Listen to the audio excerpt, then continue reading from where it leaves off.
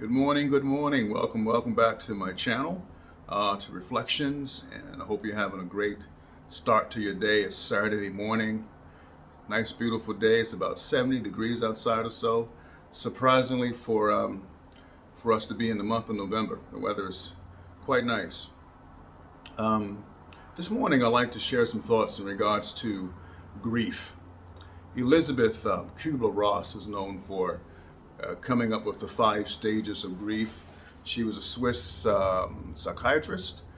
She also did a huge study on near-death experiences, and so she was very attuned with what people process as they process loss.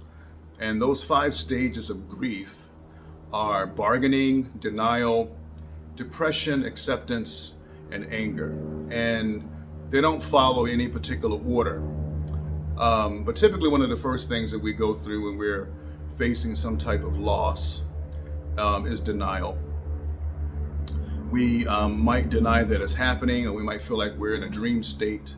Is this really happening? The loss of a loved one, the loss of a pet, the loss of a career, some significant change in your health. Like, is this really taking place in my life right now?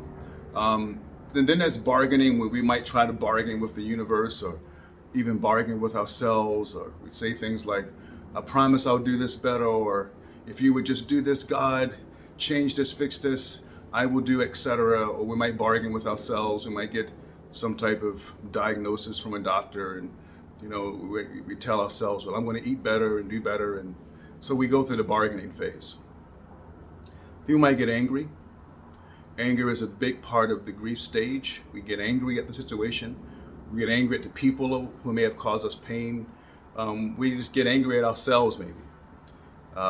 Then there's depression. Depression, where we experience sadness and a sense of lowness, where our energy is zapped. We don't feel ourselves. We're out of sorts. And then finally, the final stage is being able to accept what is and grow from there. And these stages, they're not linear. They come and they go, and they have different weights to them, different depths to them. It's important to take care of ourselves whenever we're going through grief. One of the things we know about grief is that grief has a huge impact on our psychological well-being. It has an impact on how our brain communicates with itself. It has an impact on how our bodies heal or do not heal. Grief can weaken our immune system, which makes us more susceptible to diseases and viruses. And in this age of COVID, I mean, you can imagine what grief has done to us physically as a nation, as the world, as we're wrestling with this pandemic that has been with us for almost, going over 3 years now.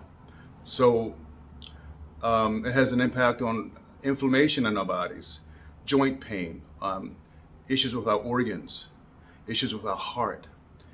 So grief is our lungs. Grief is really a significant deal. And I would imagine that many of us either are experiencing grief, we're going through grief, or we will go through some form of grief, some sense of loss, some sense of pain.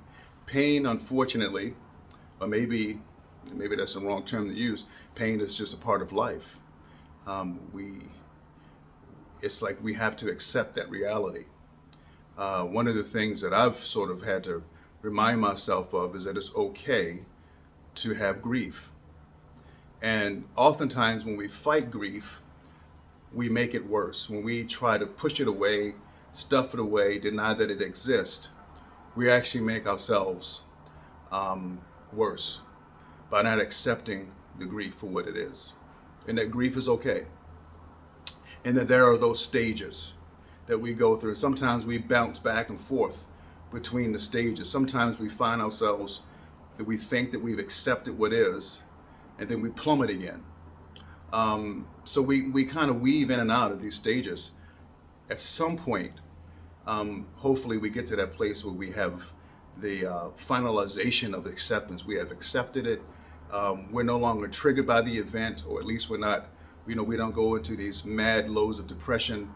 We've sort of find some homeostasis, some balance to ourselves, to our spirit, to our minds, our bodies. Our bodies get healthier as we begin to accept the things that are in our lives. We find a way to survive. We find a way to succeed. We find a way to push into what is.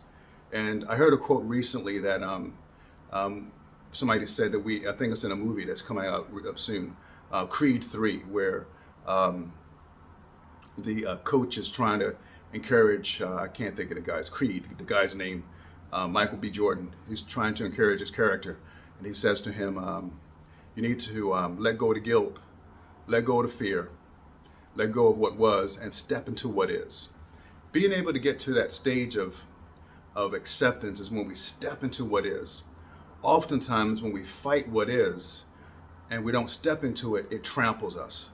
And we find ourselves weakened by the experience as opposed to growing from the experience. And that has been one of the hardest things that I've been dealing with in wrestling with my own personal grief, is stepping into what is. That's been really hard. I've sort of wanted to hold on to my pain, hold on to my grief, not because it feels good, but because I want some type of validation. I want some type of vindication, as if someone's going to come and rescue me out of my grief. When the truth of the matter is, that's not going to happen. I have to walk through this grief step by step, stage by stage, and recognize where I am and step into what is. As much as I don't want to, as much as I may not like the situation, as much as I'm grieving loss, I have to step into what is. You know, it's like going to the gym this morning, you know, with this thing going on with my body. My joints were aching and I was in pain, but I had to fight through each lift, each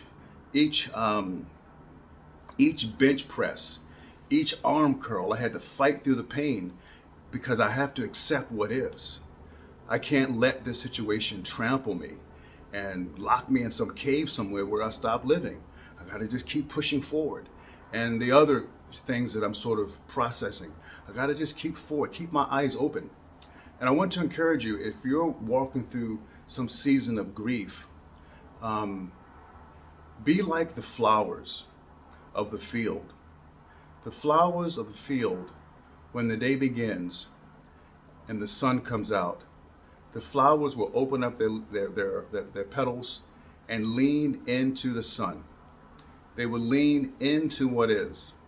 It doesn't matter what the storm may have been yesterday. When the sun rises, plant life knows to lean into the sun and believe that life is still worth living, that this grief will not last forever. It's seasonal. It has a shelf life. It will come to an end. And that's hard to believe when you're stuck in it, when you're bargaining, when you're angry, when you're depressed, when you're in denial and you haven't come to that place of acceptance yet. It's okay. But those stages are a part of the process. So grief doesn't last forever. It has a period. There is no time period in which we can measure out when it's going to end. It's really a personal journey that we all go through. But I want to encourage you, as I'm encouraging myself with this message. I'm actually talking to myself today about grief. You will make it. We will make it. This is not the whole story. There are more chapters to write. There are more stories to tell. There's more life to live. There's happiness to experience. So hold your head up, my friend. It's going to be okay. Hang in there. Those are the stages. Doesn't last a lifetime. Peace to you. Namaste. May you have a beautiful Saturday.